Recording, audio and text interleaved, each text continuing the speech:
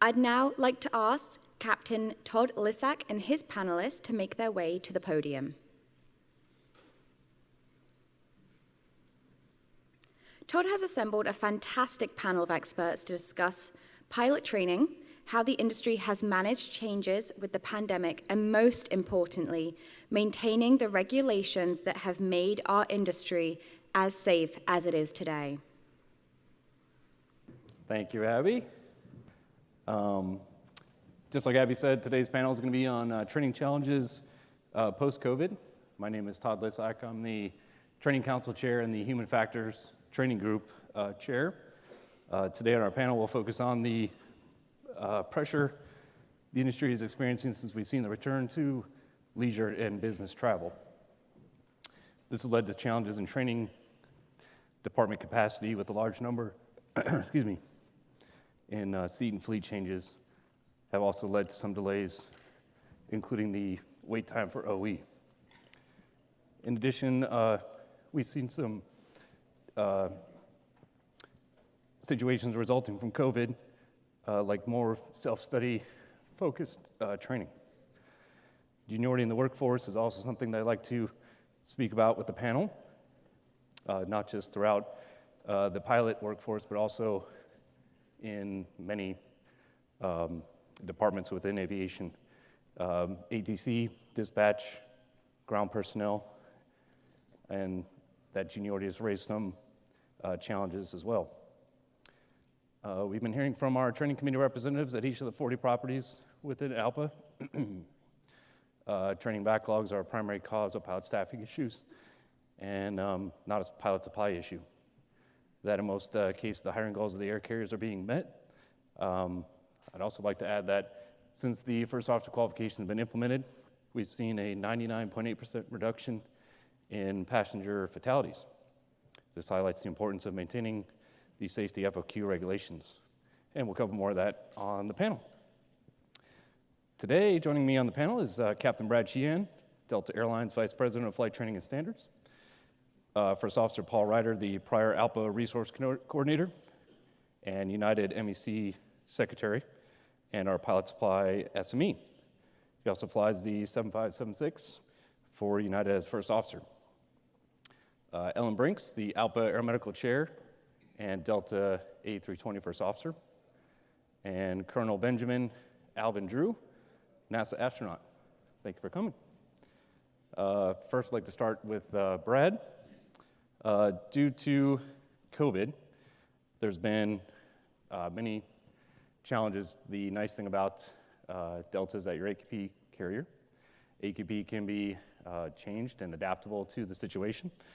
Can you tell us about some of the challenges that you saw at Delta resulting from some of the extensions with landing currency qualifications, and any changes you made to AQP that were a direct result of that? And did you maintain those changes?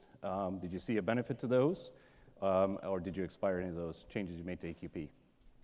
Thanks, Todd. I appreciate the opportunity to be here as well. Two pilots, Todd and Paul, I've known for a long time in a couple different airlines.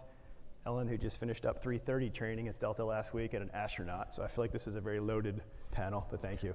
Definitely not the smartest people here. No, I am. That takes the pressure by off. far.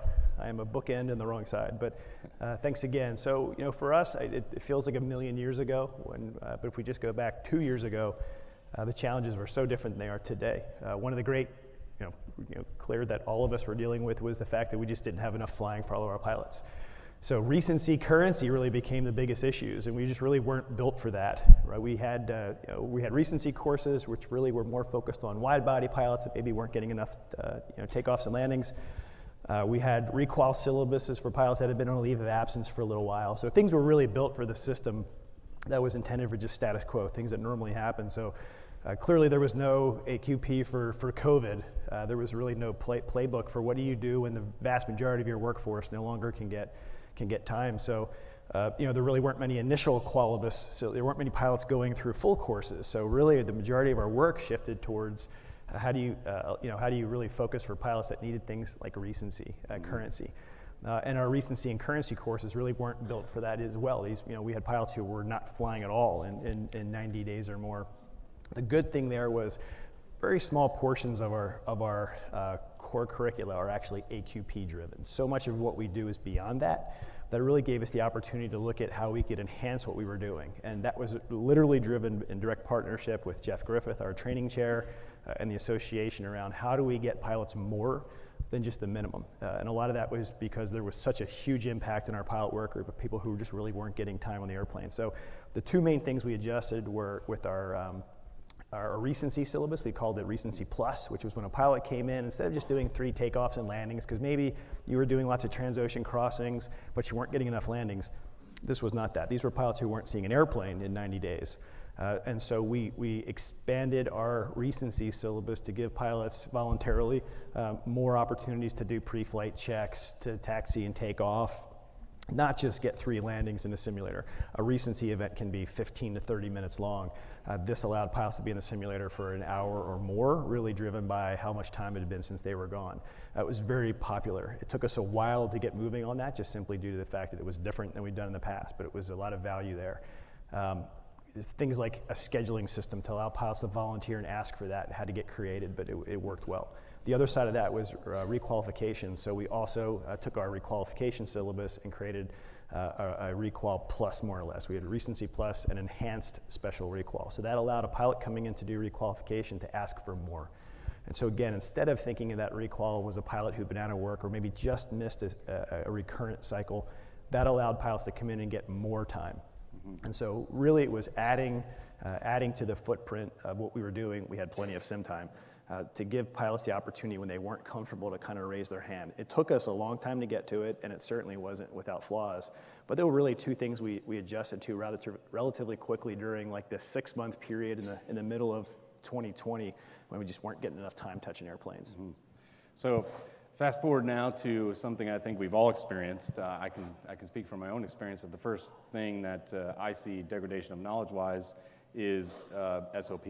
You know, I can take off and land the airplane. I feel very comfortable with my stick and rudder skills. But when it comes to procedures, that's, I think, the first thing to degrade. Are we seeing that now, even though we have this great return for the demand for business and leisure travel, are you seeing it now in a space where some pilots may be waiting for OE or some delays between, you know, their LOE and OE, or pilots just aren't flying, they're just not getting the call in reserve? Can that pilot raise their hand and say, hey, I'd like to come in and practice these things? Yeah, absolutely. Great question. Things swung quickly from trying to find things to do when pilots weren't doing a lot to the opposite. It's become for most of us a numbers game of getting as many pilots through training as we can, but you know, it doesn't always feel that way. One thing we've discussed is, you know, with my team, we talked about don't do anything during COVID or the recovery that we wouldn't do if things were normalized. We've definitely made some changes. You know, there's a huge amount of focus on how we train efficiently. That doesn't mean that we cut corners. But it's definitely we went from, you know, just under 300 qualification events per month before COVID to well over 500, 600 most months. So we have so much more throughput than we did before.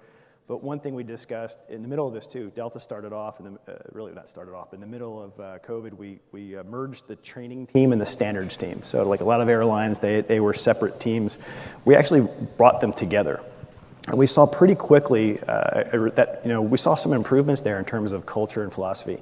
And it certainly wasn't that the line check pilots and the instructors were that different. It was just they were run by different leaders. They had different focuses. And we really, I think, doubled down on we're all trainers, right? The goal is knowledge transfer. The goal is learning. We're all trainers and we're all evaluators. We're not checkers. We're not there to jeopardize pilots. We want to create a comfortable learning environment. So that's been a lot of what the focus had been. But in the volume game, we know that's a focus item of the amount of new hires we're hiring are record-setting month over month. The amount of captain upgrades is record-setting month over month. But bringing that training and standards team together, I believe, has actually allowed us much more closely than ever before to get quick feedback from the line check pilots on what they're seeing, and to make quick adjustments in the simulator for how we can help better prepare pilots. So that has become almost seamless in a short period of time. Line check pilots are getting much more exposure to, oh, this is why things are being done a certain way. And on the training side, they're getting direct feedback right away from standards of, here's what the line check pilots are seeing. So because so much of what we train is not AQP driven, we can make quick pivots to make sure that hot topics, lessons learned, things we're seeing on the line as things are recovering quickly are quickly transferred back and forth. So that's been, I think, the biggest change we've had that's actually been a really positive one is those two teams being together. We have APDs that are acting as line check pilots. We have line check pilots who come in and spend some time in the simulator. And it's really, I think, blended the cultures much more, and we're able to focus on really quality as much as we can. So I definitely think that's been a big benefit for us. That's fantastic. So that exchange of information, can you talk a little bit about how that happens? Is it driven also by your SMS? Is it conversations that you have in standards meetings with your line check pilots and your instructors? Is there data in the SMS that you're actually gathering to show that this is the direction you should go? Yeah, the good thing for me, or at least there was a benefit, it was I literally left flight safety in the middle of COVID and went to the training world. So I went from being the information producer to the consumer to an extent. So there's really no excuses for my team over how we use that and how we utilize it. So there's no doubt being a data-driven organization, but also being very focused on the safety data. That same kind of nervous system, leaning forward we had during, prior to COVID, but really during COVID, when things slowed down. What did the data show? How our pilots were adapting to it. Our pilots are incredibly good risk managers, so we manage those times where it's pretty clear. There's a lot of threats out there that gets managed really well. We've been in a high threat environment now for a while. That can become fatiguing. That's I think what Ellen will talk about in a little bit. But for me, I think just that data sharing piece, me being very comfortable and bringing that, I think, the training and standards world, and how do we make sure there's so much information in the safety world, making sure that gets shared. The risk assessment, we were not doing an awful lot of risk assessments in flight operations prior to COVID. A lot of that was just status quo. Now we do risk assessments several per week, SRA, SRM work several per week versus it was several per month prior to COVID. Some of that's change management. Others is just being more comfortable with thinking of that. That's just how we do business. If we're going to be looking at a change, if we're looking at something disrupting our system, we rely on that data much more closely. It's always a work in progress. I stay very connected to, just as I'm very connected to my training chair, I'm very connected still to the safety chair of, what are you seeing, what are you feeling? Because the safety teams tend to be much more impacted quickly early on into what the data is showing, where I'm, of course, mostly focused on throughput. So making sure, since we're the fleet management, that we're having those conversations over what's the ASAP team feeling, what's the ERC talking about? Are the fleets connected to that, right? If we're getting ASAP reports due to something in our system causing stress or strain, are the fleet leaders just as dialed into it to make sure we're addressing that from either SOP perspective or just knowledge getting shared? So a lot of lessons learned. I think I've been very fortunate having just left the safety world into the training world. I still have those relationships, and they've paid off significantly. That's fantastic. That's a really great benefit. Can you talk a little bit, sorry I'm beating you up so much, but it's fascinating information. The main driver for your training programs, do you see that there's a higher percentage of AQP data that's used, or do you see a higher percentage of FOCO data that's implemented to drive that training? I would say without a doubt our safety systems are much better today at Delta with the safety data versus the AQP data. AQP data, we're just not as sophisticated, I believe, in the collection of that data. It's absolutely a focus for us. Some of that is blending those worlds together, right? I mean, there's nothing that's more indicative of how the system is performing than ASAP and FOCO data. There were some things we've been able to do with Flight Pulse, which has been phenomenal. Those have been, I think, game changers in terms of us being able to bring what's seen as compliance and really procedural data directly to the pilots. That was a huge, I think, giant partnership between the safety realm at ALPA and Delta Airlines to move that out to the pilots. Pilots that even talk about not needing that have now able to look at their flight data in a very secure manner. And it's, again, just like to me where FOCO was very transformative in terms of improving safety performance in the system, that ability to make it personal has been huge. So that's been a big benefit for us. AQP data is critical. We're becoming more savvy there. We have a lot of work to do to try to pull more out of that, but without a doubt, the safety data is used very clearly, very directly. We're able to take events and take some of the just broader ASAP conversations and embed that in our training systems really quickly. So quite often, either in distributed training or in the simulator, we're training things within, we have a 9-month cycle, which has actually been very beneficial. That usually within a pretty quick period of time, I'm surprised we'll get into the simulator and I'll be practicing, or a spot or a first look event will be something that just came up in the safety world 3 or 4 months prior. So that part's been very beneficial. I think our ability to quickly get safety data and to drive sim and training adjustments has been pretty fantastic. Interesting. Yeah, thanks for that. One more thing. So we're talking about now this huge return to flying and leisure and business travel. So it's talking about operational tempo and how that's pushed that, and under the pressures that you're under, that we're under as the pilots. But now what we're seeing is an interesting world. There could be a new hire first officer in the right seat of a wide body. Has there been any discussion on how different that conversation may be for that captain now versus before, when that first officer was 20 years plus with the company? Yeah, again, great question. It's everything we do is about culture and communication, and that has been, I think, 99% of the challenges we have are just how we manage change. And of course, the last 2.5 years have been the most disruptive change management for the globe, not just in airline training. That's been a huge piece of this. We see things like you can be a captain now at Delta on a narrow body in less than a year. But it was taking 14, 15 years to become a wide body first officer. But now we're seeing wide body first officer are dipping into new hires. So we have new hires going to our A350. That's never happened before. The example Delta, the 7ER, the 76, 75 has been training new hires internationally for years. They've adapted to it. Their programs have built and are structured around that. I was talking with Ellen a little bit before this. I went through the same training program she did, a 320, 330 conversion, and it was and it still is, and I own it, so I have to look at myself, but it was very lumpy. It wasn't really optimized very well for, here's a 320 pilot going to the 330, what do they need? The aircraft are almost identical systems-wise and skill-based. It's the theater of operations are completely different, and the training really wasn't focused on that, because for so many years, the 330 was senior pilots who had done international flying coming to the aircraft.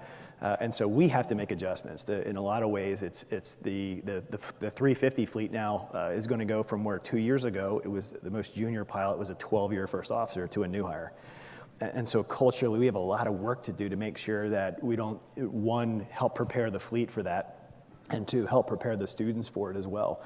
Because it is such a significant shift. The instructors don't have to talk to you about, how does a flow work at Delta? How does a procedure, a checklist? Our briefings are different than other airlines. Delta pilots, we don't make direct eye contact with others or smile at children. We got to work on those. We got to work on how that gets embedded into a wide body program now. So I had to do it. Sorry, guys. Those things have to be, the instructors have to shift and focus because it's very different. So we have to make sure we're able to, adapt and evolve into a world to where before those things were kind of taken for granted of when a pilot shows up to training on a wide body, they know how Delta works. Sure. Now we can't assume when a pilot shows up to Delta, of course, this isn't their first job flying airplanes, but it's their first job at Delta Airlines. So and they're not going to be flying very frequently. They're going to be, being a relief quite often. So we have to shift our focus to how do you help someone grow that experience and feel comfortable. Those are new things. So we keep, COVID keeps throwing, not just COVID, the back end of COVID keeps throwing new challenges at us. And if there's a good thing we're kind of used to now, we're building our systems to manage change, but there's always something new around the corner. Sure, awesome. Paul, I wonder if you could speak to that as first officer in 7576, sitting in that seat. Obviously, you're well experienced, but have you heard any conversations on how captains may brief a first officer a little bit differently or go over some threats and defenses differently than they would have before? Sure, Todd, thanks, and appreciate the opportunity to speak here today. Normally, I would be nervous with hundreds of faces staring back at me, but after 3 years of not seeing any faces, this is really excellent and exciting for me. So thank you for being here. I'll go to your question here in a sec, but I just want to say that the experience I had when we started seeing a rapid decline in passengers on the aircraft and people questioning whether aviation was going to be back, I think the most commonly spoken words during the pandemic were, "I think you're on mute, we can't hear you." And that gave me all the confidence I needed at that time to be, all right, we're going to be back. We're going to have people traveling to meetings, going on vacations, because we're not going to be able to sustain this via Zoom all day long. So, Todd, great question. How are we adapting as risk managers on the flight deck? And certainly, I think captains are recognizing that, as Brad pointed out, we're now seeing a different dynamic in the training center and in our line operations where first officers are coming in to new fleets with the training from the training center, but the dynamic of that background, the level of experience and some of the assumptions that were made in the past when they show up on the flight deck of a wide-body aircraft or international aircraft have to be tested, and we have to adapt to the risk that comes in. For a first officer that's coming in without international experience or coming right out of the training center, some of those institutional knowledge markers may not be quite as reinforced as they had been in the past. So captains are asking, how long have you been on the fleet? Where did you come from before? What identifying behaviors can I extract from your background to assess how detailed we need to go into our briefs? How do we need to adjust the risk management on the flight deck so that we are ensuring the same level of safety for every single flight? Very good. In your time as the National Resource Coordinator, you've been a part of our safety and training calls. When you see that, that pressure and those backlogs in training, can you speak to some of those challenges that you're seeing, some of those backlogs, and what particularly does your carrier do when, say, a pilot has a wait of 3 or 4 weeks for OE? Yeah, absolutely. So one of the things that, and I think Brad illustrated this well, that when the pandemic hit all carriers and really the globe in air travel, we had to find ways to keep pilots current. We had to find ways to address a drastic decline in travel demand. And that posed several challenges that really weren't going to be met unless we collaborated and worked together across the industry with all of our stakeholders. That's not just the airlines or the training centers, it's the regulators, it's ALPA, it's our pilots and our SMEs that come together with ideas. And Todd, one of the benefits I had when I was the resource coordinator was holding the pilot support group calls and participating in your training council calls, which gave me the exposure to what's happening across all of our carriers. And what we noticed was when the carriers and the pilots were able to identify a challenge, whether it was proficiency or safety with oxygen masks and recurrent training, we were able to engage in productive dialogue and identify exemptions that would be helpful to mitigating risks while addressing the necessity for remaining current, proficient, and for conducting training in a safe way for the pilots on the flight deck in a simulator. Exemption 18511, 18512 are great examples of that. Where we also have to be careful is to not slip into the complacency of how comfortable that can become. So one of the things that we were mindful of is that when we provide an exemption like 18511 and 18512, which was pushing back the currency requirements and proficiency testing, as well as using the oxygen mask on your face when doing recurrent training, how long do you let that go? How long before sliding those events back becomes a cumulative effect on the confidence and the readiness of a pilot with procedures? And you mentioned being out of the flight deck for a little while. You can fly the plane, but can you synthesize all the procedures properly as it's intended? And that is one of those things where working together with training partners in the management of our airlines is crucial to identifying that balance. So at our carriers, we've worked to make sure that our pilots are able to identify whether or not they feel comfortable and request an additional training session, request currency or proficiency flying.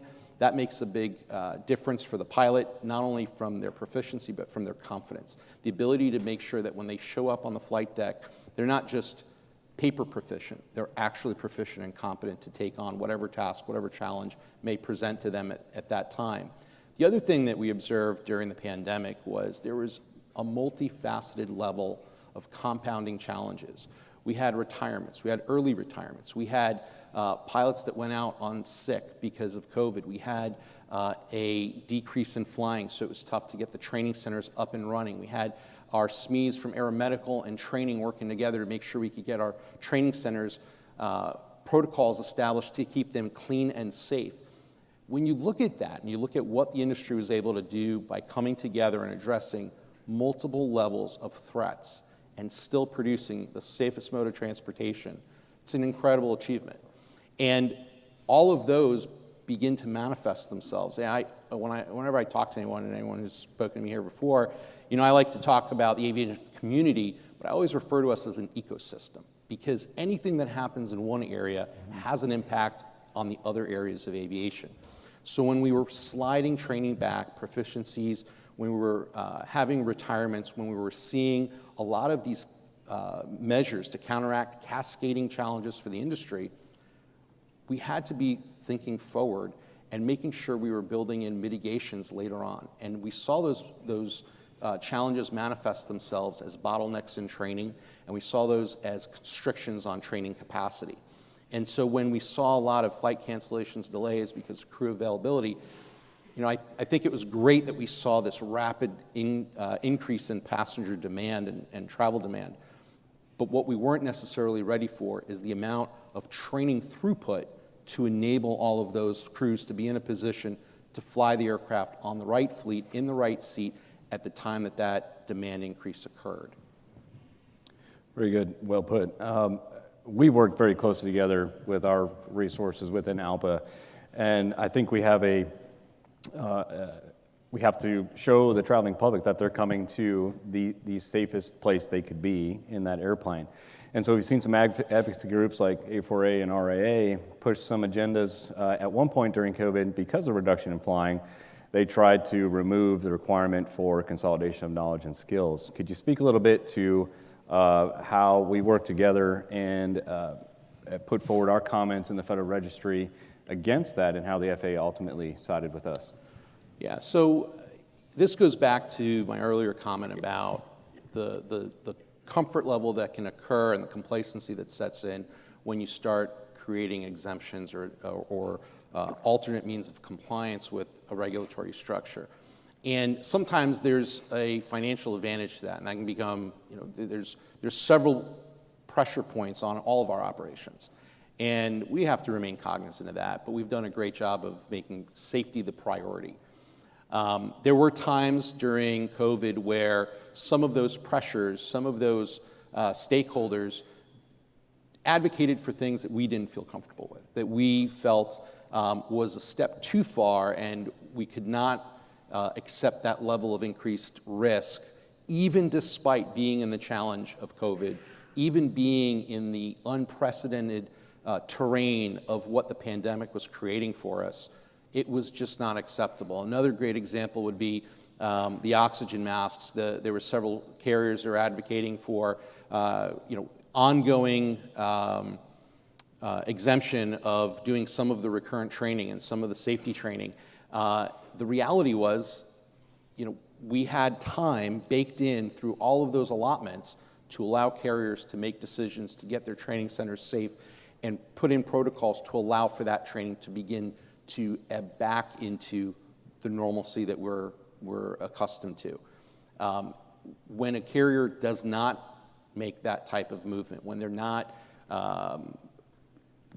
in line with their peers, that's when ALPA steps in as the conscience of the industry, as the pilots who have a sacred oath to our passengers to make sure that they never question, as we heard the Deputy Secretary mention, that our passengers don't worry about anything on the aircraft when they get on. Maybe whether the Wi-Fi works or what movie's on, but they know they're getting to their destination. That confidence is instilled by the professionals, too well-trained, highly motivated, experienced, and competent pilots on the flight deck that assure every passenger that they're safely making it to their destination. So when we see these types of things occur, we put in commentary on the Federal Register. We engage with the regulatory bodies, the FAA, Department of Transportation, and other regulatory policy bodies as necessary to make sure that we bring forward the full, complete picture of what we feel is necessary and acceptable. And fortunately, throughout the entire pandemic, we had great success in that area, and collectively with the airlines we work with, we maintain an incredibly high and successful level of safety. And I really appreciate all that work there, because I think that's incredibly important, because I've always said that there's opportunities and pressures that the operators will see, but they'll try and seize an opportunity, during a pandemic to focus on that cost. So I appreciate all the advocacy you've done there. So perfect segue into my next question for you, Paul. We've seen some attacks on the first officer qualifications, and can you talk to the industry as far as safety, what we've seen since the FAQ rules were implemented? Sure. So it's a hot topic, right? It's gotten a lot of attention. You touched on one of the most important points of that regulation. Public Law 111-216 instituted some regulatory changes that are essential to our safety. And it can't be overstated, a 99.8% decrease in passenger fatalities is something we should all be proud of. But it didn't happen by accident, and it didn't just come out of thin air. This was a collaborative effort. The first officer qualification rules came together as a part of working with our partners at A4A, at RAA, at universities, the Pilots Association. As ALPA, we were instrumental in creating that. And that was a data-driven, experienced group that worked together and came out with a comprehensive proposal. And that proposal was adopted and put into the regulatory framework that we see now. Now, one of the things that is really important to understand is, anyone in this room knows that to hold an ATP, you always had to have 1,500 hours. What the first officer qualification rule did was it accepted the fact that with greater training, greater surveillance and quality control, we can provide credit towards that 1,500 hours. So if you're trained by the military and you have that record to prove it, then you can have a 750-hour credit. If you have a 2-year program of at least 30 credit hours of academic training combined with an approved Part 141 program, then you get 250 hours of credit.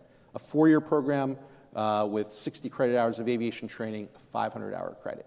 And so there's various pathways. And the thing that I think we should all be proud of most is that during the pandemic, that framework demonstrated not only its safety, but its resiliency. Because what we didn't experience, unlike after 9/11, which was a tragedy and had a profound impact on not only our lives, the lives lost, but also those who wanted to become airline pilots. There was a significant drop-off in training.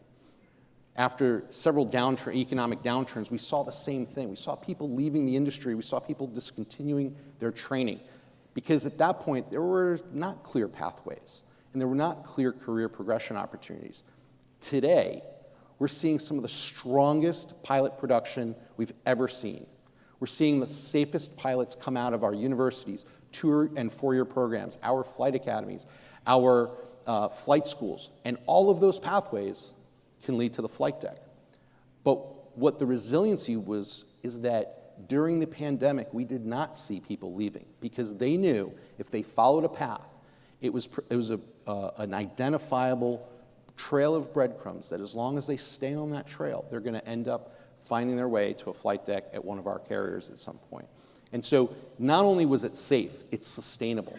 And that's an important aspect because if you look across the globe, that's not the story that we see everywhere else. And so I guess my one highlight, sort of foot stomp on this would be the first officer qualification rule not only created safe pilots and a sustainable supply of pilots and a strong supply of pilots, it's resilient to some of the most dramatic effects that can be faced by our industry. Thanks, Paul. I'd be remiss if I didn't ask you a pilot supply question or a pilot supply SME. In conversations I've had with you folks here in the last couple of days, I've learned, we've got sons and daughters that are looking to become airline pilots. And I think we're the greatest time in history we'll probably ever experience for that opportunity for our sons and daughters. So some of you have airplanes. Some of you are looking at what type of pathways are out there. So can you speak to that pathway and how that pilot supply works from the flight schools up to our first officers that are coming to the airlines? Absolutely. So it's a great time to be an airline pilot or training to be an airline pilot.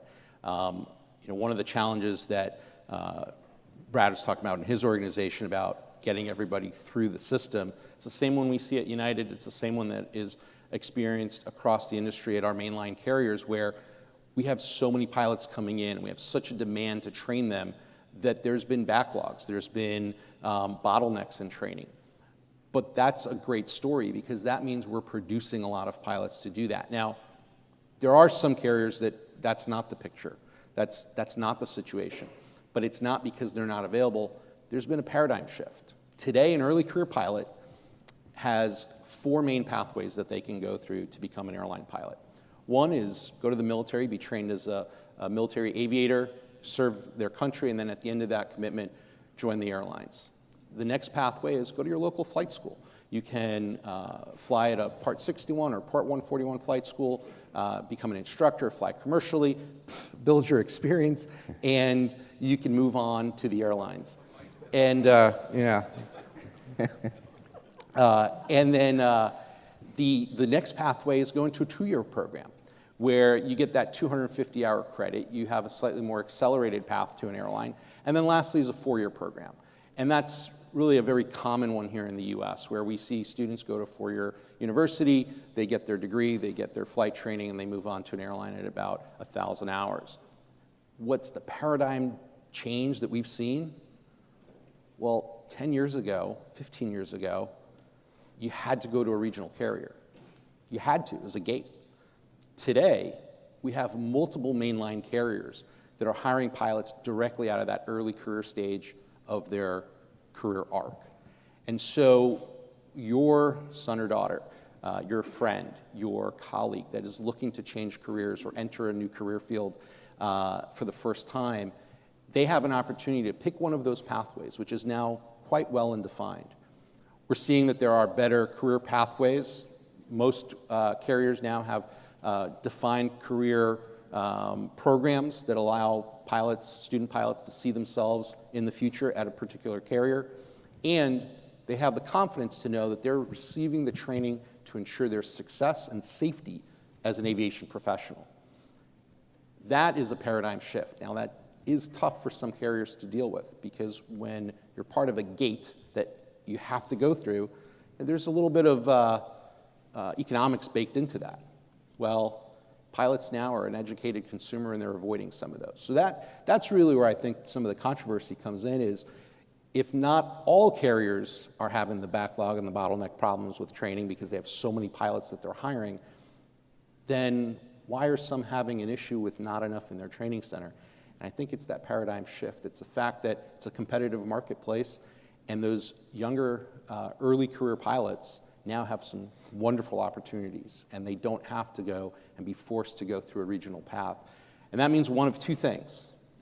Regionals have to step up their game, offer a good work-life balance, offer career progression, and offer compensation that is competitive. And we've seen several do that. They're a little late to the game, but we've seen several make some great strides in that. The ones that can't do that or can't sustain that, well, those pilots are going to go elsewhere. And that's where we might see the next big shift in evolution in our industry, is that paradigm impacting the structure of our airlines. But the good news is we're going to have 2 well-rested, well-trained, highly competent pilots on the flight deck taking our families, our friends, our business colleagues, wherever they want to go safely every day. I agree. I think the opportunity right now is amazing. Well said. So having said that, I'd like to move on to Ellen. So, you know, we see on the horizon the opportunities that we have, that the next generation has, that we have as well. But I think there's still the pressures associated with that, and the stressors associated with, you know, expanding and receiving airplanes, and fleet and seat changes, and where am I going to be based next? And, well, should I move here? Can you talk, as the Air Medical Chair, to some of the resources that we provide at ALPA? I know yesterday you were in the room and I was speaking on the peer support panel. I find it very just encouraging that we as ALPA have so many pathways a pilot can go to get additional help. Could you speak to some of those? Could you also speak to how we work with management as labor to provide assistance to our pilots? Yeah, absolutely. Thank you, Todd. It's very humbling to be here with you all. So, you know, I think there's a couple assumptions that we could make, right? Training is stressful, and we've all been through it at one point in time or another, right, in our career. So, I mean, when we're talking about our training going forward, you know, pilots are looking at it, and the pandemic brought out a very unique situation, and when we're, as pilots, we are expected to operate at peak performance and optimal performance at all times, right? That's our job. And with that, we found that there was a lot of stress that was occurring because there was the fleet changes, people were being downgraded, whether they wanted to or not, or they were changed to a different fleet or whatever because of just the shrinking of the amount of passengers. So with that being said, we had the pilot peer support program that had just been started prior to the pandemic. And I think that was one of the biggest lifelines for all of our pilots going through this. And we saw a numerous amount of calls, like an initial spike with the amount of calls that were coming in. Anything regarding the pandemic.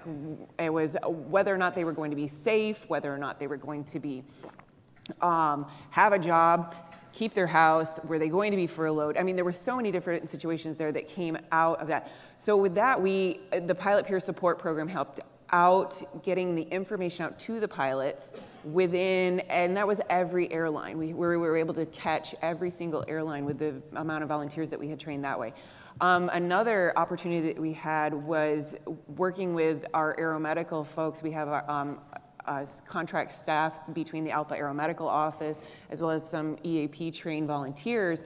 And we were able to produce a numerous amount of videos regarding how to deal with stress. Not just like stress with training when it's normal, but just stress with life with what's going to come in the future. Because I think all of our crystal balls were broken at the very beginning of the pandemic regarding nobody expected this to happen, you know? And so with that, it was very interesting. We put out these stress videos and we had a podcast going out, different amounts where people wherever they could get the information, because you weren't going to get it in person and via interpersonal communication and actions. So it was great to have all these videos launched, the podcast launched, and go and be able to connect that way via the internet. And the other thing that I would talk about is too some of our ALPA Aeromedical Office staff that we have regarding if you had questions about what was coming for if you had questions about health as it related, your medical, anything in that regard, you were able to reach out to the office staff, our physicians that are on staff with Aviation Medicine Advisory Service, as well and connect with them to see where could you find local physicians or anything in that nature regarding whether it had to do with the pandemic specifically, health specifically, or how do I deal with the stress that's associated with this? So those are some of the resources that we were able to offer at ALPA. And then, another one, when we saw some of the unhealthy coping mechanisms, such as drinking in excess, we had a spike in the HIMSS cases. So our HIMSS peers were able to catch those pilots, help them, and get them into a treatment that they needed for our drug and alcohol abuse program. I think the biggest help that we've seen and one of the biggest supporters that we have is when management is encouraging the pilots, especially during training, because there are stressful times. So if you're going to, if something is going on at home, whether it's a medical situation, a family situation, divorce, you're moving, whatever it may be, that could often lead to a training failure. And so getting our management personnel as well as our training and our instructors trained in seeing what some of the signs and symptoms are for, hey, what's going on here? Was there anything going on at home when you were going through training? Oh yeah, I was going through a divorce. Well, that might have been an added stress where maybe it should have been a better idea would have been to take a step back and not go through training. So getting our instructors trained in some of the signs and symptoms and what to watch out for, that's been a huge help, and promoting the programs that are out there. Just being able to talk, it's a great working environment that we have. It's open communication.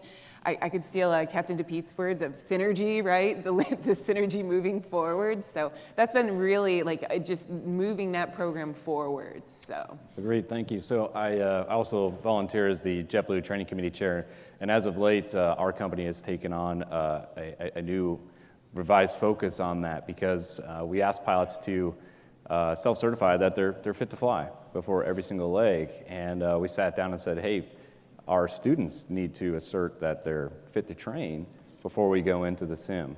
And so with that in mind, a company promoting that gives us the opportunity to say, hey, this is how you're going to treat this in session. Many pilots will come in, they'll have something personal in their life, and they'll say, well, I'm just going to get through this so that I can deal with that later because I have some days coming off, in between my training sessions. So when we're able to give that pilot a resource and let them know that that opportunity is there to take that break, give them the time off they need, and restart that training, it takes that pressure off a pilot.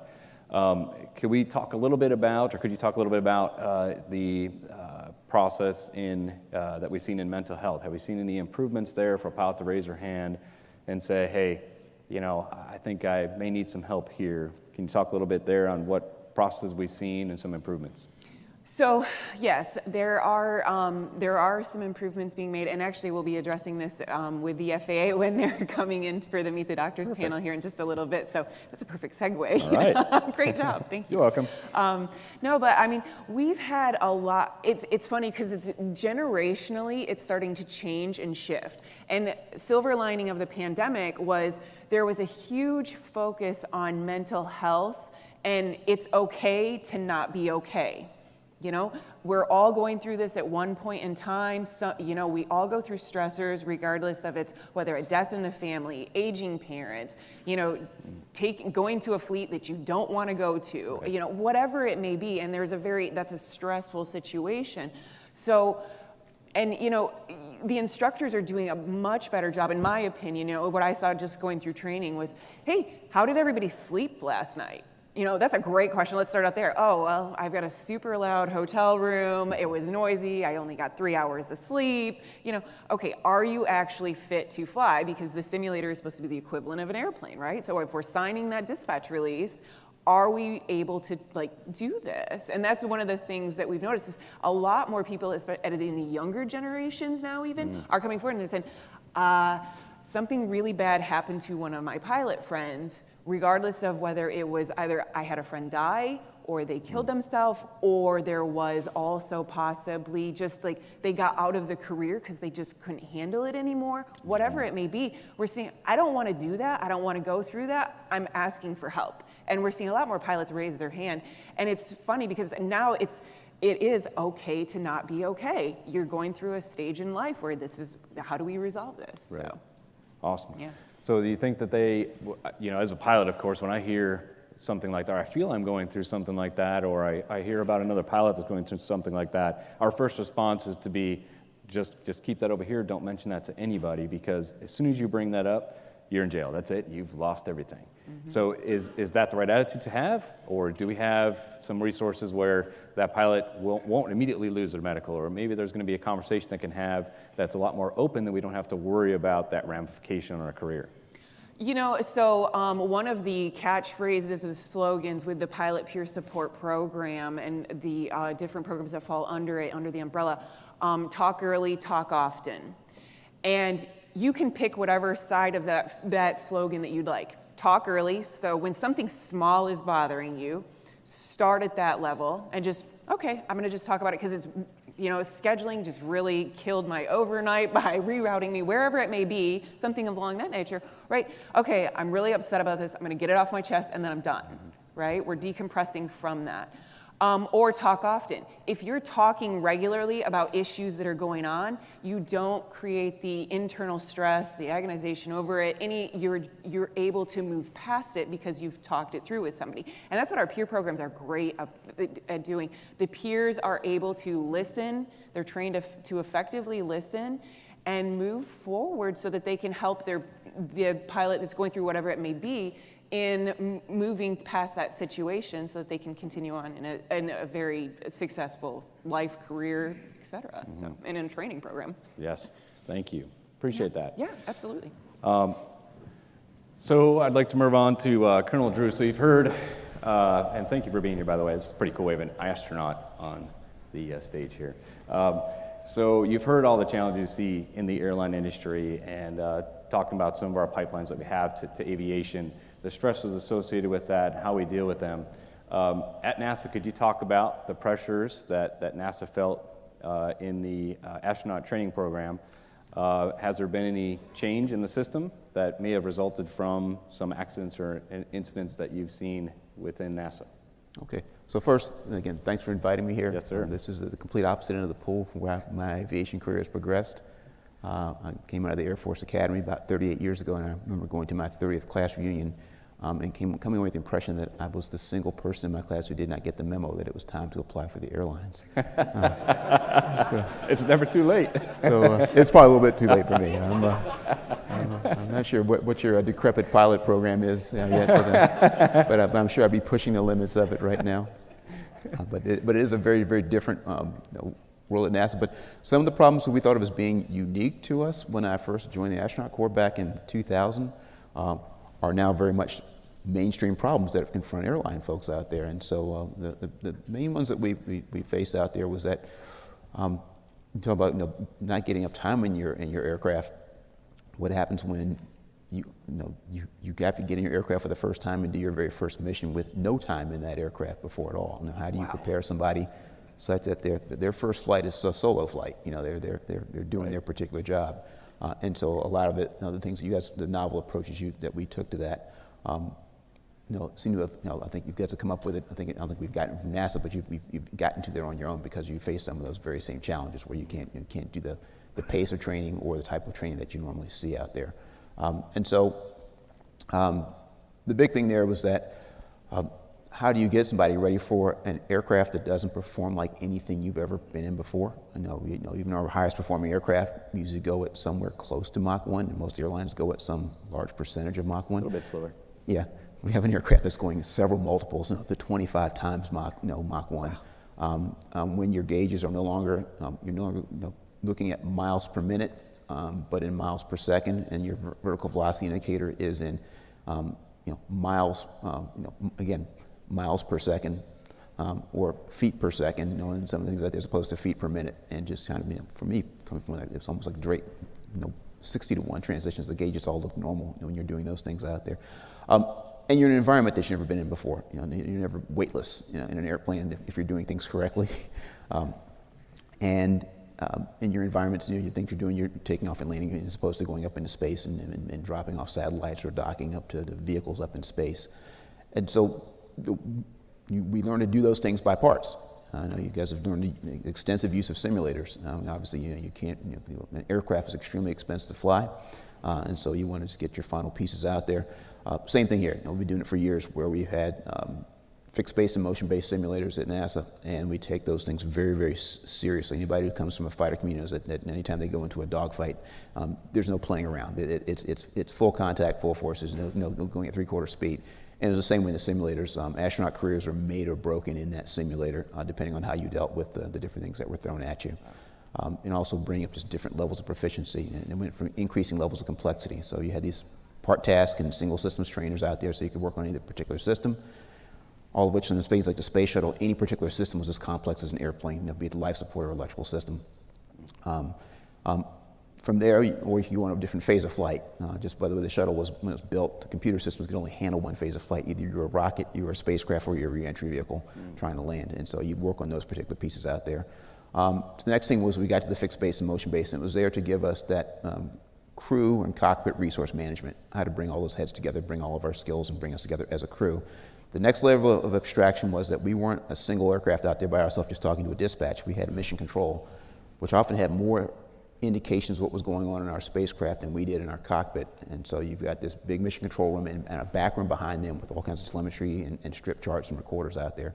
So we're the first ones to go into distributed mission simulations out there, something the military is doing right now, such that we have a mission control team that is buildings away. You've got a spacecraft crew that is in one set of simulators, and you may have spacewalkers and robot arm operators in a completely other building, and all those things have to come together, and so we can work as a team like we would do in space.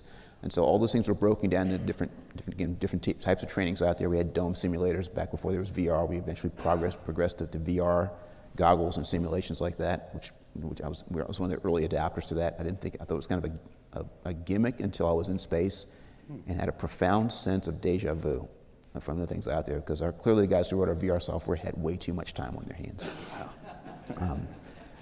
And then there's just basic skills. It's like you guys saying, if you're flying your type aircraft or not, it's just being in a pattern, dealing with weather and traffic controllers and all those things out there. We had just skills trainers, and we had some T-38s out there, and some which we could configure to get the same crappy lift-to-drag ratio of a space shuttle. Just flies like an anvil if you put the right speed brakes out. We had the Gulfstreams that we ruined their aerodynamics capabilities as well too, along with putting a complete in-flight simulator of the shuttle cockpit down for the pilots on one side. But even that only got you so far. You could never take it to a complete touchdown, which is the goal of any approach, is to land it. And so we had the vertical motion simulator at Ames, which is this huge, like football field size of a building with this big, one of those mag cranes with a cabin in there to give you all the surges and sways and all the acceleration cues you would get if you blew a tire or if you're fighting a crosswind. And we had a drag chute out. The drag chute tried to pull you off the runway or something like that. And you got all those particular pieces. And then it was finally left to your brain to integrate all those different experiences together into that when you got in there for the first time and strapped in. And that was how we dealt with that. And so imagine a lot of those things you're seeing now in bringing up solving your own problems were ones that we were doing just because we thought it was a very unique situation that has somehow become less unique. Let's see, on to the part about the lessons learned from safety. Again, you talk about this complacency that kept creeping in, and we kept doing that as we sometimes you have 40 or 50 missions that go off successfully, you forget the level of danger. And I remember when I first applied to become an astronaut John Young started throwing up statistics on losses of aircraft over Ploesti in World War II and over Hanoi in Vietnam and the loss rates. And then he put up another chart showing projected loss rates of shuttle crew members on these. And we're looking at trying to figure out what he's getting, because the punchline is that any one shuttle mission would be as dangerous as 60 real combat missions, not milk runs. When things were really shooting at you, expect those type of loss rates. And it was just hard for people who'd never been in that to conceive of how dangerous those missions could really be. These guys designed it back in the 60s and 70s. Those were acceptable loss rates. Maybe liability lawyers weren't as good back then. And so when we got to the point of complacency, those things would come up and eventually bite us. And so we finally learned, after losing 2 of our shuttles, where those points are. And in each case, the problems were there to be seen. The indications, the weak signals were there. It was a matter of identifying them, and oftentimes they were identified, but how to get them to the right decision maker such that we could go control those things. And that was a matter of, and there's a really good book by one of my fellow astronauts I'll plug, by Jim Weatherby, who talks about the difference between risk management and risk control. And his general paradigm is a little different from what I've heard from you guys in your verbs, and it's parsing words. But the people at the very point of it are the controllers of that risk. They do whatever is necessary to fix the risks that are in front of them at the time. You have to give them the latitude to do that. And the managers tend to be a little bit more abstracted, the way they're trying to set the environment such that these guys have the tools that they need. They're not being put in positions where they are taking unnecessary risks. But there's a point there where you transition to the people out there, those folks who have the yoke and the throttle, who sometimes have to deviate from what air traffic control is telling them, or just make it a hard decision to go do that, to do the control place. And once we got that down and got that into our cockpit resource management piece out there, I think we came a very long way in controlling some very, very complex missions out there. Building a space station was by far the toughest thing we did with our shuttle program, and we had an expected mishap rate for that. And we completed that without a complete, the one, Lost Columbia was not on a space station construction mission. We expected certain mishaps with our spacewalkers, and those never happened. We expected to have some decompression incidents because we controlled it right there and on the spot, and we had the right management piece. We did hundreds of, probably of over 1,000 spacewalks out there without a single incident, medical incident. Interesting. When you're talking about the second shuttle loss, I just went back to a memory. I was actually flying that morning. We were over Alabama, and ATC said, we're tracking something moving really fast.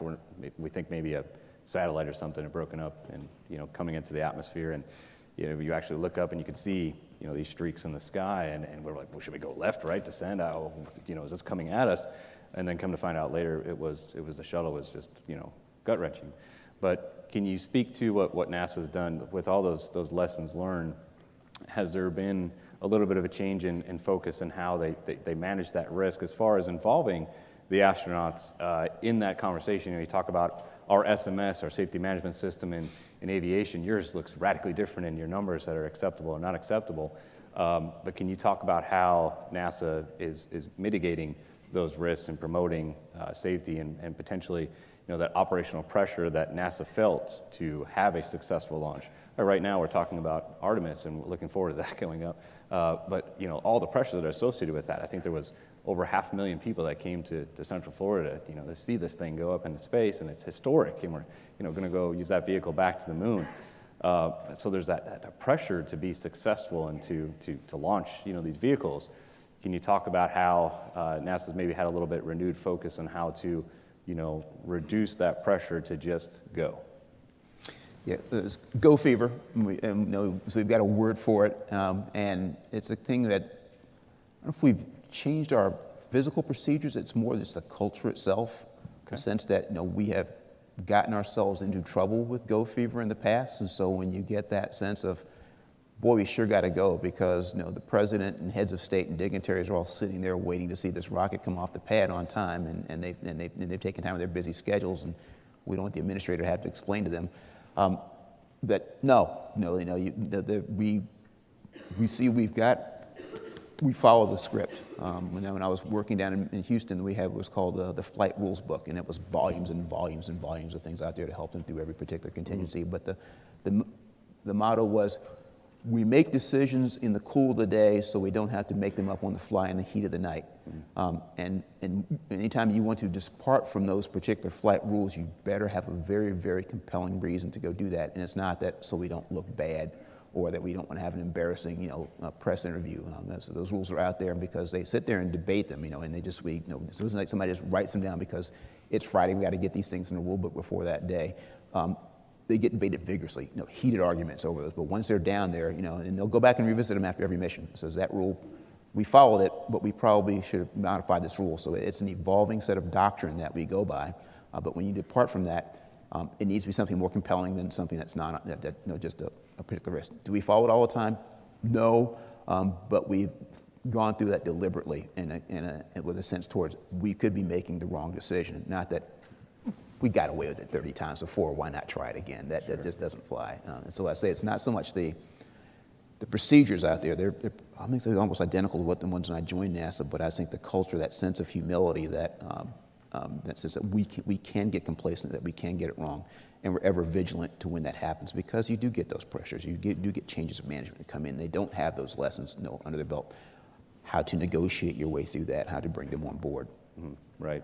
We have something called, acceptable deviation or acceptable risk, and I know the O-rings in the first accident was a good example of that.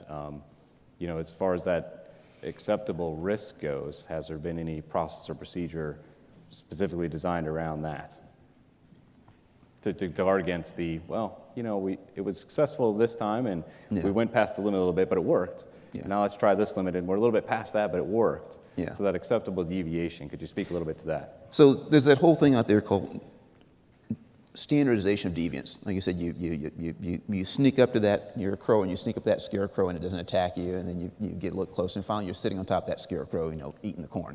Mm-hmm. And that's kind of that same mentality. You push up against the boundary, and it doesn't bite you. And I remember seeing that with debris coming off of our main fuel tank, where we had several near misses, where it could have hit a vital organ on that thing, but this is, it didn't happen that time, so maybe we just keep pressing on to go do that particular piece. And so there's that vigilance against that standardization of deviance. But in each case where we got too far off the mark, both with this first shuttle mishap, which where that same thing we had, O-rings failing on our solid rocket motors, threatening a blowout, there was a story there to be told.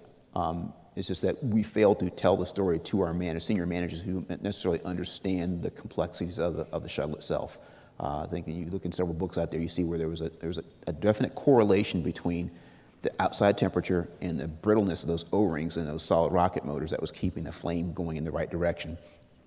And it was, if you look at the number of incidents we had and how they were going up exponentially with colder temperatures, and we're flying something 20 degrees colder than we'd ever flown it before, it would have been like, if it had been explained to them that way, I think they would have you would have seen the blood just drain from their faces, and they would have said, no way we're going to do this. But what they kept seeing was it looked like it was like a kind of a random spurious thing out there. There were engineers who knew that, but they just weren't presenting it. They weren't used to presenting very, very technical information to a very non-technical audience. The same thing happened again in Columbia. Wasn't that we prevented the mishap, but the fact is that there was almost a dead certainty that we had knocked a hole in the front of that wing, and those who really understood the dynamics of it were unable to express it to the senior management in such a way that it was obvious that we should have gotten some type of inspection or at least put together some type of rescue scenario. And it was just there was this synapse there. So what you see now is a greater emphasis on how do we communicate that to the right folks out there, such that when we do see a certain amount of, like I said, this complacency, it's like, no, this is one where you really need to pay attention, and this is how and why. And so I've seen there's a lot of that where they've gotten a lot better at having people who are intermediaries. You know, just because you have a Nobel Prize in something doesn't mean you can communicate that to the layman. But there are people out there who might not be quite as smart as you, but are better at communicating it to somebody who is not, who doesn't understand it at all. Absolutely. That's a great correlation to everything we've been talking about today, because I think what we do in our business relies greatly on relationships and the ability to communicate, our ability to go to the regulator, to work with our partners to address a situation or give forward our input, my ability to go to my management and say, I've got a concern here, or let's reevaluate here. And what you said earlier, Brad, about how you work with your training chair and how he brings information to you, I think as long as we're communicating, we keep those lines open, we develop those relationships and foster those, I think we'll be very, very successful. So anything else to add, Colonel Drew? So the big you're an change astronaut. I want to give you as much time as we can. Yeah, the big change we've gone from is, we've gone from the days of shuttles and basically vehicles that NASA has designed and operated on its own with a lot of human in the loop because this automation and machinery wasn't there 30, 40, 50 years ago, to these newer offerings that are coming from places like SpaceX, Blue Origin, Boeing, and others out there, where the level of automation is high. I mean, looking at SpaceX Dragon capsule, there's no throttle, there's no stick. Now, there's 4 seats and a couple of touch screens out there so you can go monitor what's going on inside that spacecraft, but there's absolutely no manual takeover of that spacecraft if something goes wrong. And you can imagine the cultural resistance to that within the astronaut corps of riding in a rocket that was being just driven by automation, and the amount of trust that had to be built up between the astronaut corps and the builders of that rocket out in Hawthorne, California, where they were articulating their concerns, and to our contractors' credit, they were listening. They didn't necessarily say we're going to put a stick in here and make this thing. They said we will address all of your particular concerns out there and make sure that we're demonstrating the safety to the numbers that you want, such that we think we can get there, and to the point where we are confidently flying astronauts on there. Nobody's putting them on these spacecraft at gunpoint. They understand the systems well enough. They understand the safety procedures well enough. And again, you talk about that, developing that sense of communications. And so that's a case where we did have to have a good method. We fell back on our basics of it. Now there's this visceral feel like I need to be able to turn this thing off. To okay, show me why. Let's go through the numbers. Let's go through the basic analysis. And we went back and did that particular piece and got to where we were comfortable with that. And so that's a case where I think we're sticking to the basics and communicating got us through, I think, what could have been a very, very rough transition. You answered one of my questions there too, with the different vehicle and how now you're a monitor in a sense, and just from the new vehicle and how it's just panels that you're going to monitor. There's no physical intervention that you can do to the spacecraft. So thank you for answering that. I'd like to open it up to questions to the audience. We've got microphones spread out. We also have a text-in question option available. So if you don't want to stand up in front of the microphone, we can get a question from there.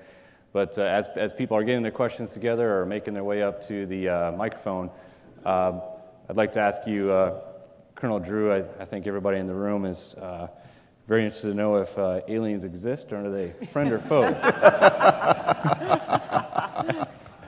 So I've seen some awfully strange things in space, but they were all my crewmates.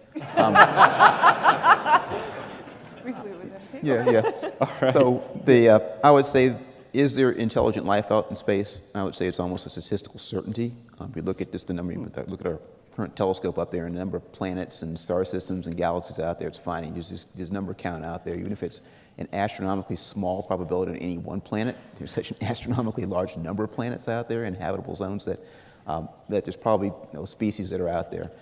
What I haven't seen that gives me any confidence is that any of them have ever come to our solar system, much less to our planet. If you look at just the tyrannical distances of space out there, nothing goes faster than the speed of light.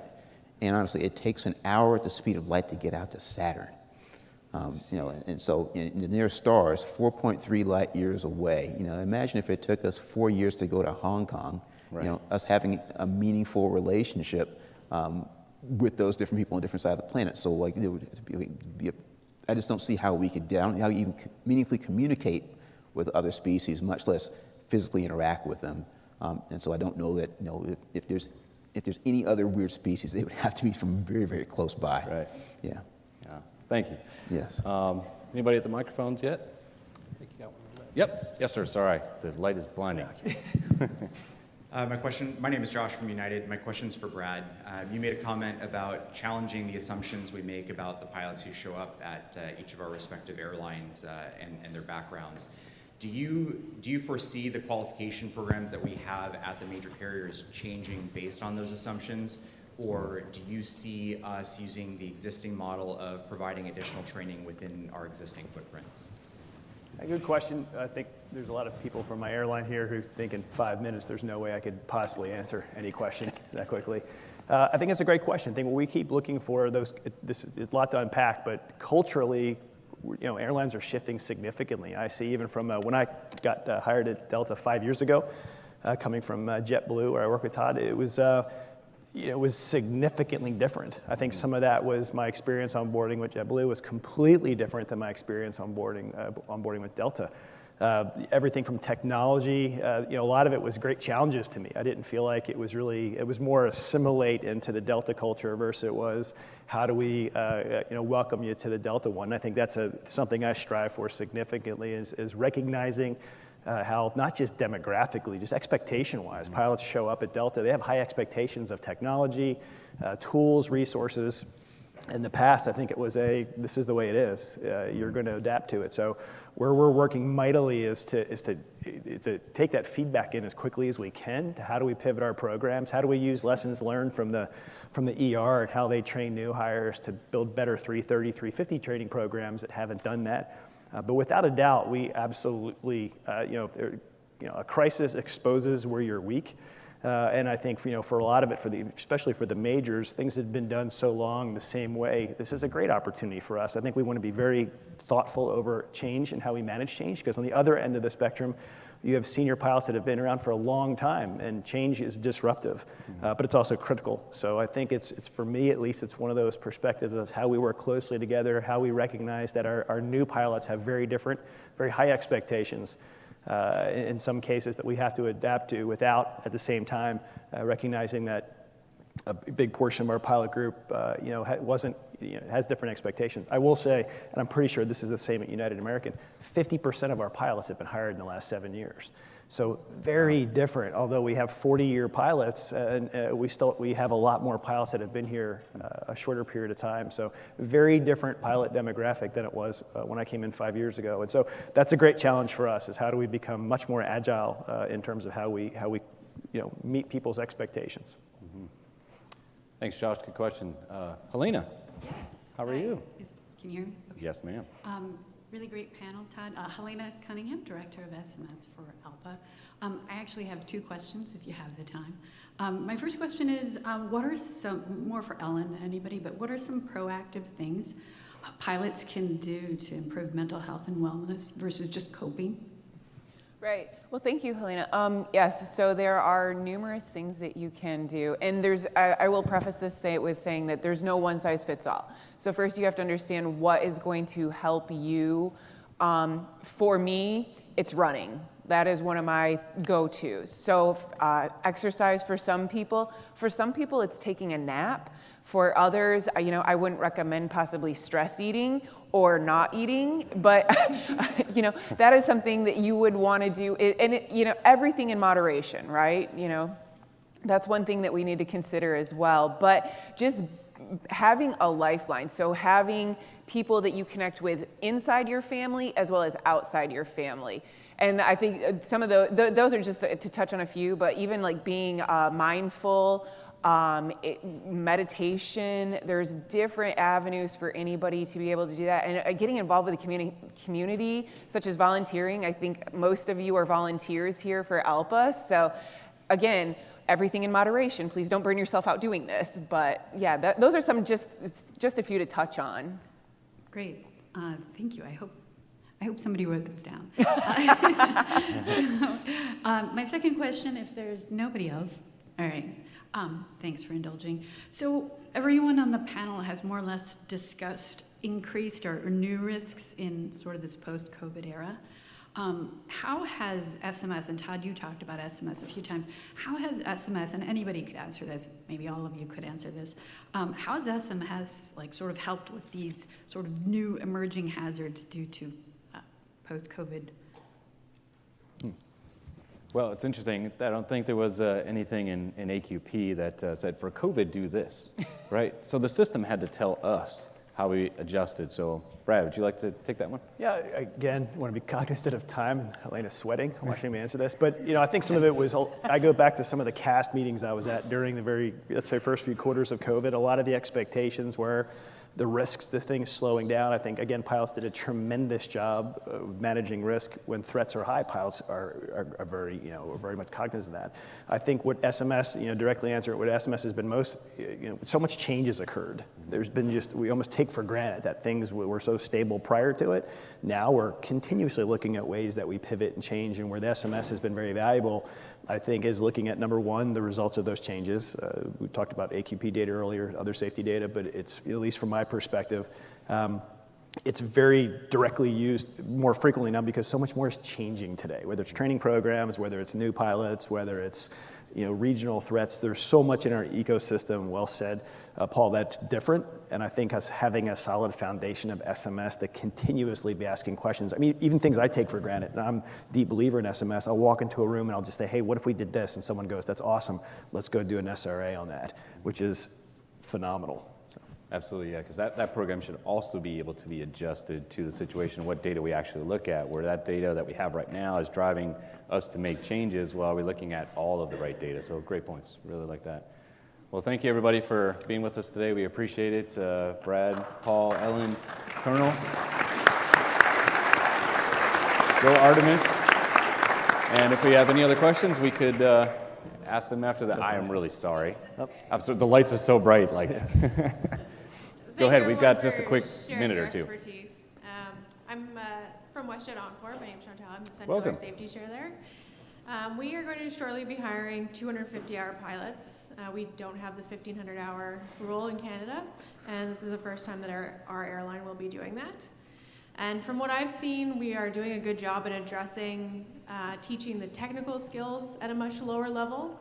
So we're taking things like, teaching just basic aircraft pressurization, not just teaching how the system works. Mm-hmm. But what is not being addressed is the non-technical skills, so things like situational awareness and decision making. And I believe that also needs to be taught at kind of a lower level as well. Someone who's only ever flown in a Cessna doesn't necessarily have the situational awareness for the airline environment. So my question is, are you seeing the same thing? And if so, how can we address this going forward?